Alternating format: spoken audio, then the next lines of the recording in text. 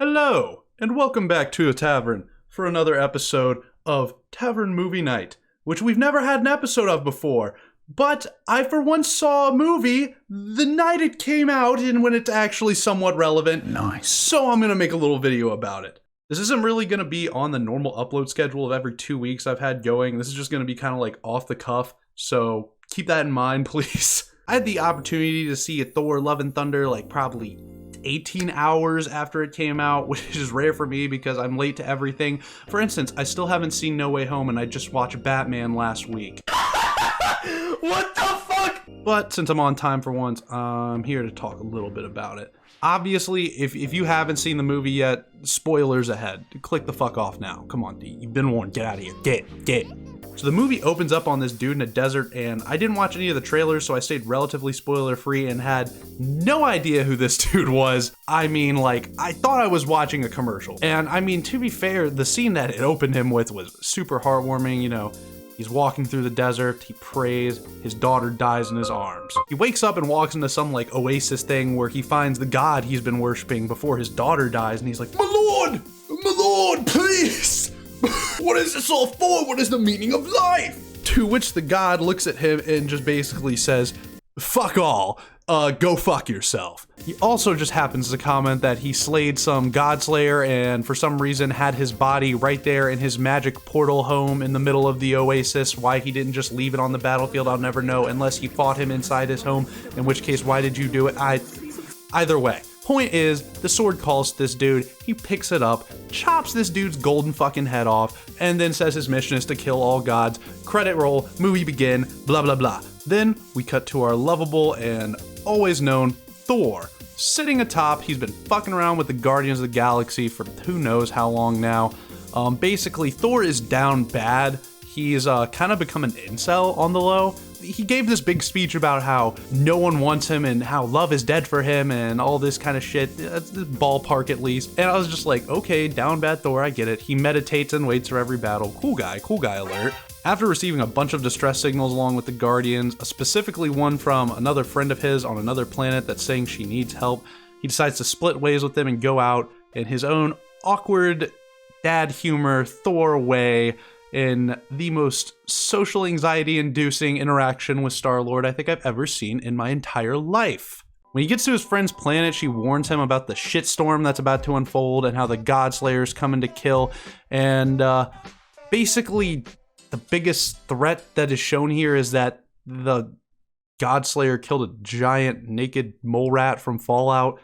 So cool, I guess. Anyway, it shoots the fact that his next target is going to be New Asgard, aka Asgard, but made American and touristy and boring, and he decides to head that way. And then it just so happens to cut to one of the ladies that Thor was talking about who left him absolutely fucking destroyed. Good old Jane Foster from the first movie. So it turns out, guess what? You'll never guess.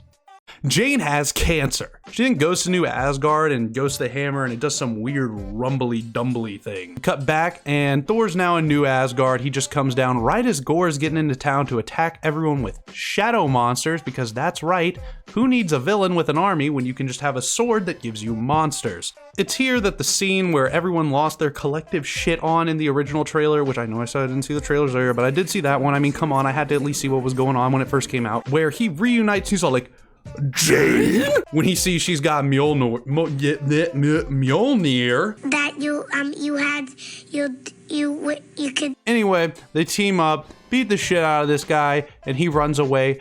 Oh, psych! He took the children! This was probably the first part in the movie where I wouldn't say it took a dip in quality, but it just kind of like met me. Like, come on. He took the children? That's the best you could come up with. You had Thanos snapping away half the universe.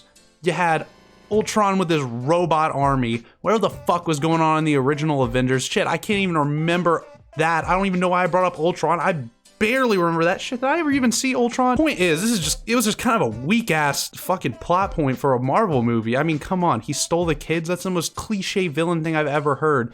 Not to mention, I don't even think I knew the villain's name at this point, despite it being mentioned, just because I was just like, what the fuck is going on with him? Anyway, this is when Thor, the king of New Asgard, we stand my king, and Jane decide they're gonna go after these children. And they develop a brilliant plan to go to Omnipotent City, the home of the most famous gods in the world. They go there and basically get told to fuck off by an extremely pompous Zeus, who shows Thor's massive thundercock to the entirety of the gods, to quite a positive reaction. Anyway, Zeus, basically similar to the god of the main villain in the beginning of the movie, tells Thor, fuck all and fuck off, and then proceeds, once the fight starts, to kill Korg.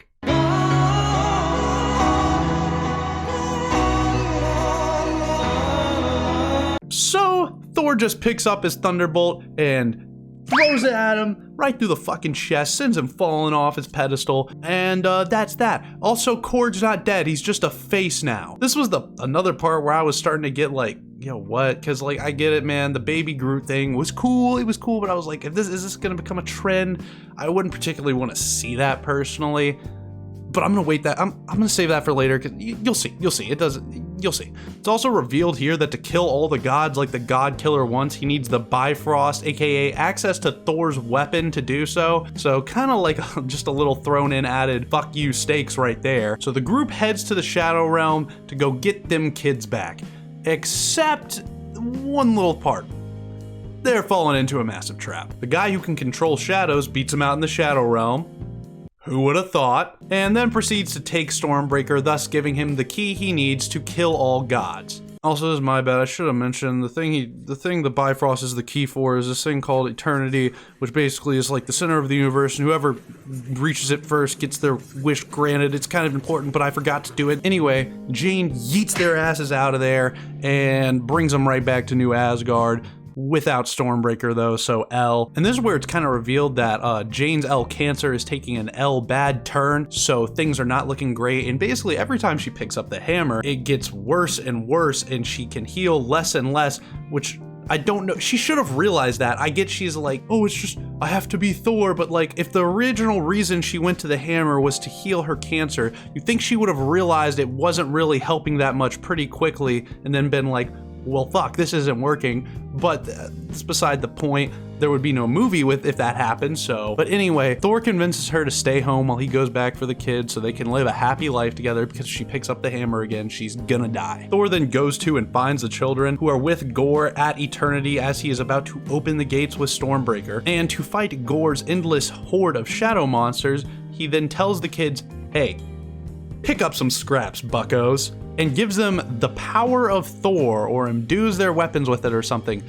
Basically just gives them all lightning powers. And I remember seeing this in the theaters and thinking it looked kind of goofy at first, but after seeing the fight scene and the music and just everything with it that came after it, and just the pure badassery and how they somehow made a group of little 10-year-olds and make cool warriors, like, I can't be mad. Anyway, Thor's currently getting his shit kicked in by Gorr, and Jane can just sense it because plot points. And she decides to just soup on over there with Mjolnir and help save the day, thus dooming herself essentially.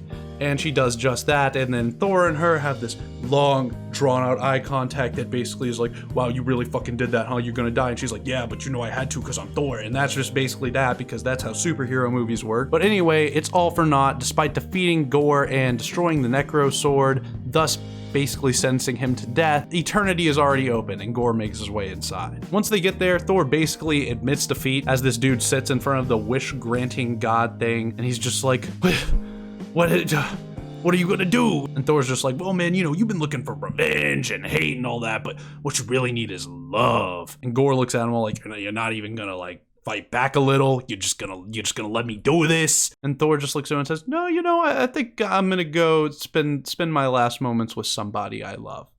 And he goes over to a dying Jane, because, you know, after she's used Mjolnir, the cancer's now catching up to her and she's passing away.